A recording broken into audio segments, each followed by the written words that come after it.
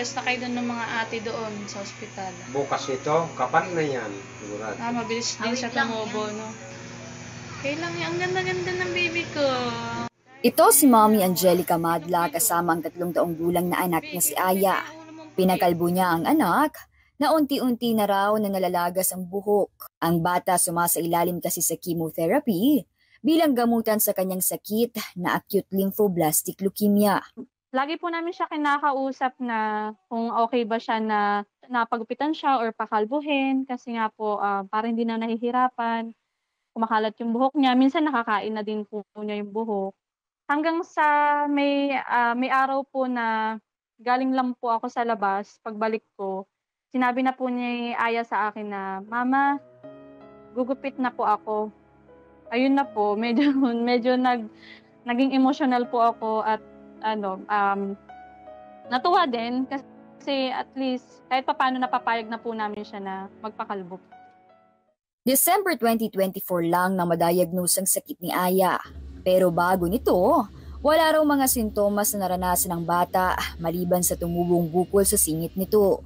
Hanggang sa halos araw-araw na sa ospital ang mag-ina, kaya ang bata tila nasanay na raw. Siya pa mismo ang nag-aaya sa ospital. Ang palaging sinasabi raw ni Aya, ayos lang para gumaling na siya. Yung anak ko po kasi ay lumalaban po.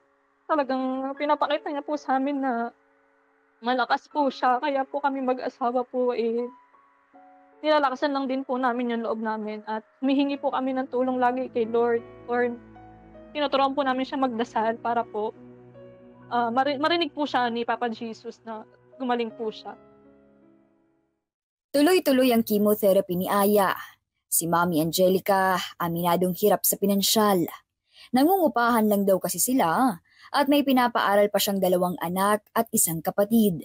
Bukod sa trabaho, siya ngayon ay nagbebenta na rin ng chicharon para ang kita ay maidagdag sa kanilang gastusin. Maaari po kayong mag-send ng tulong, pangdagdag po sa gamutan niya, pamasahe po namin.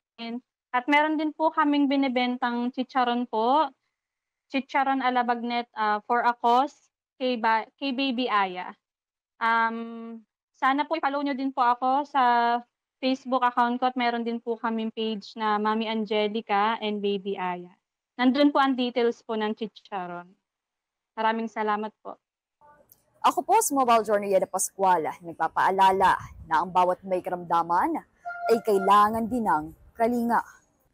Usapin ngayon sa bansa ang pagbitaw ni Representative Dante Marcoleta ng katagang ito. There is nothing as West Philippine Sea. Wala po yun. That is a creation by us. Pero aniya, ang kawalan daw ng pangalang ito sa mga mapa ang nais niyang tukuyin at lalong mahihirapan ang bansa dahil tanging executive order lamang ito. Pero paglilinaw ni former Supreme Court Justice Antonio Carpio, well, hindi lang executive order dahil nasa batas natin ang West Philippine Sea. No, that's one. Secondly, yung sinasabi niya na i-register, that is under the International Hydrographic Organization para yan sa undersea features. Nakapaloob yan sa Republic Act No. 12064 o Philippine Maritime Zones Act. Nakasaad ditong ang maritime zone sa kaliwang bahagi ng Philippine Archipelago ay tatawaging West Philippine Sea. We only name the areas, the maritime zones, where we exercise sovereignty or sovereign rights or jurisdiction. Dagdag pa niya, iba-iba na ang nagiging naratibo ng mga mambabatas patungkol sa soberanya ng Pilipinas sa Scarborough Shoal. Kaya suhestyon niya, I'm calling on the DFA, the National Historical Commission, the Department of Education, the National Security Advisor. Let's sit down.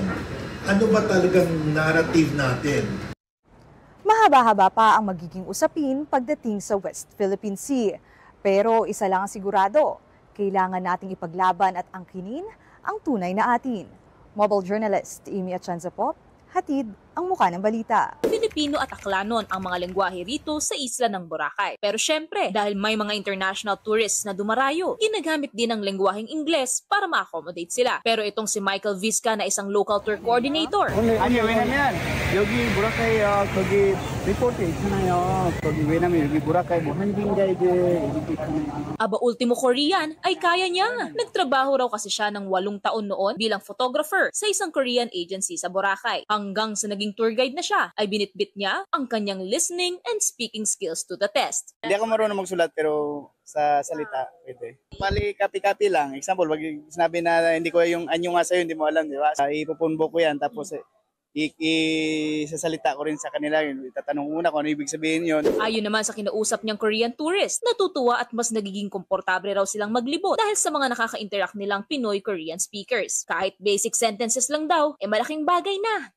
It's very convenient that he can speak Korean because we can understand right away.